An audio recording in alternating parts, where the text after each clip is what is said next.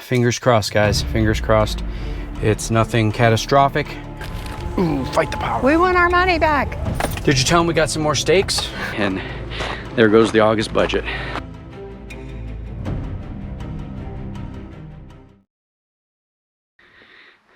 So it's departure day for us, several days early. If you tuned in last week, you know that we have to take the truck in for some more repairs. And today is the day. Well, today's the day we need to leave so that we can take the truck in tomorrow. But we may actually drop it off this afternoon if we're already finished doing our errands. So that if they do happen to get started on it early, they will have it.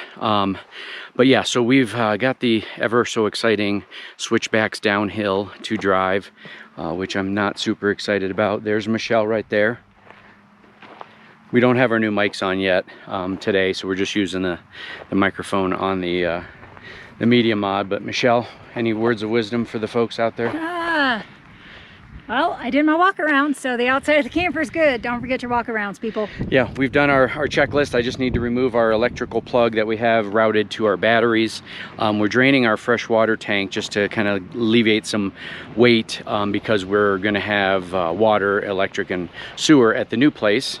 Yeah, so we're just going to go say goodbye to our friends, see if they got any trash they want us to take, and we'll be on the road. And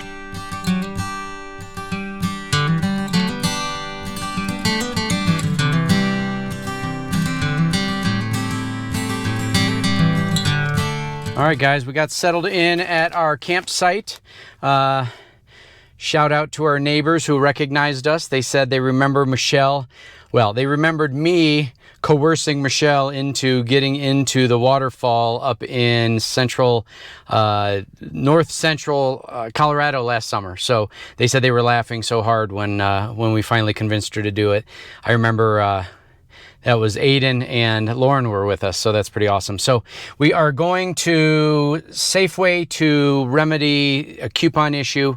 That I swear, Safeway does not know how to use their coupon system.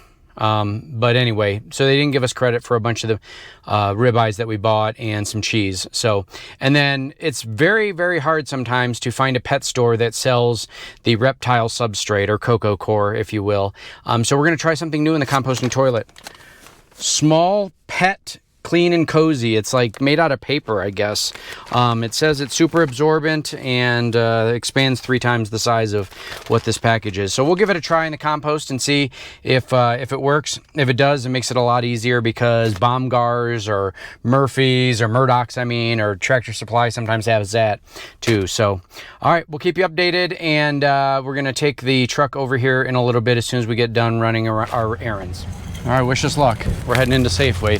We got our receipts. We're gonna fight the power. Ooh, fight the power. We want our money back. We figured it'll help if we're walking around with a camera too. They might be more willing to give us our refunds. We'll keep you up. All right, we got our refund. They were super easy about it. I had done all the math for them, so ended up getting 20 bucks back on my purchase. I'm not sure how much Michelle got yet, but she's down in the card aisle, and decided to get some more steak. So we're gonna have plenty of ribeye. Well, I'm gonna have plenty of ribeye. Michelle typically doesn't eat it, but man, I had one of these the other day, and it was the most tender steak I've had in a long time. So now I gotta go find her and check out. Hey, you really need to look at your receipt before you leave the store. For these little incidences that happen. So, got our money, we're on our way. Did you tell them we got some more steaks? Oh yeah, we got our money and then we gave them more money. So, just beware of Safeway and their app, and who knows if you clip the coupon, if it will come off at the register. Chances are good it will not. All right, I'm here at VA's or VA's or however you say it. I'll actually ask them when I go inside. And gonna drop off the truck. And fingers crossed, guys, fingers crossed. It's nothing catastrophic. I'm hoping it is in fact just the CV axle. If so, it's somewhere between $400 and $500 if there's nothing else that's been damaged. All right, dropped it off. And Moon, the kitty cat, was there to greet me. I'm just walking back to our campsite in hopes to get there before this torrential downpour comes. Let me show you what the horizon looks like. I don't think this little external mic thing is actually waterproof, so I'm gonna probably have to hide it under my shirt here in a second, but I don't have very far to go. But they're gonna take a look at it, replace the one CV axle. I told them if the other one looks even questionable, that I'm gonna probably have them just do both of them. So, oh, here comes the rain. See you soon.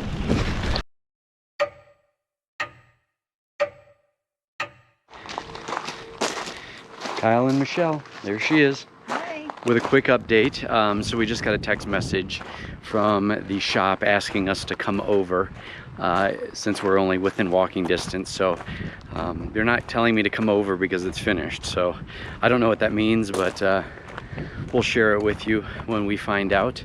When I'm gonna turn the corner here, we're obviously in the campground, but you'll see the truck up in the bay here working. There it is. So I'll update you when we find out what's going on. All right, folks. So we're not getting the truck back today, and we're hoping to get it back tomorrow, but we are not 100% sure. Long story short, without getting into all the technicalities, of which Michelle and I clearly don't understand a lot of it, because of the CV axle going bad and kind of flopping around down there, it has chewed the splines off of the intermediate shaft, which is the item we were hoping wasn't going to have happened. And so it turns out that Dodge does not sell just kind of the intermediate shaft by itself. So getting their only option if you go with Dodge OEM is to replace the whole kit and caboodle, I'll just say that, which is extremely expensive. But they were able to find an aftermarket intermediate shaft that they're going to order and bring in and hopefully get that installed tomorrow. But the $400 repair has now gone up to potentially about $2,100.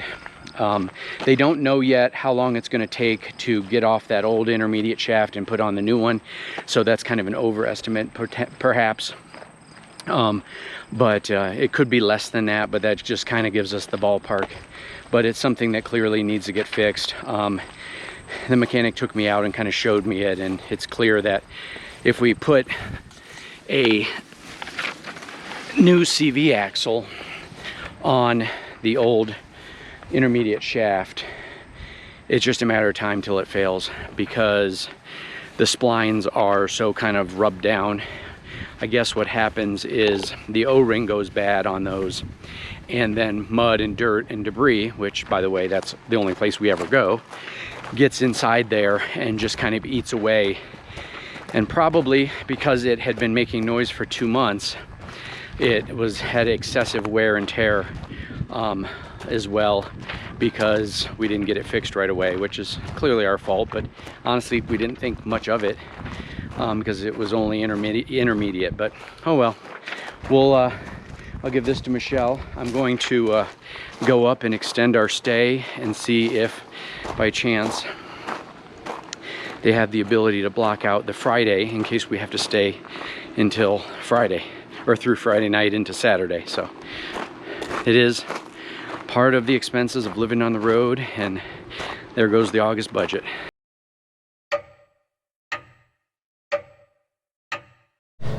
So we got the text. Yay! So they said the truck is ready, so we are walking over to check it out and get an update. I'm also hoping they were able to find a hole in my travel trailer tire and patch that. Time will tell. If it's possible, it's the TPMS sensor has a bad O-ring in it, maybe, because it's so slow, and I didn't see any screws or nails. But we'll see what they have to say when we get over here. I see the truck sitting out waiting for us. I'm gonna put it in 4-wheel drive and try it, obviously, because that's one of the telltale signs if everything's looking good. And I'll let you know what the total cost was when we get over there. VA's Auto Repair, Lander, Wyoming. 2 thumbs up. They've been fantastic to work with, and can't wait to get the truck back and take it out for a spin. So they gave me a souvenir. So good news and bad news. The good news is it was $500 less than we had thought it was going to be, so it ended up being about $1,600.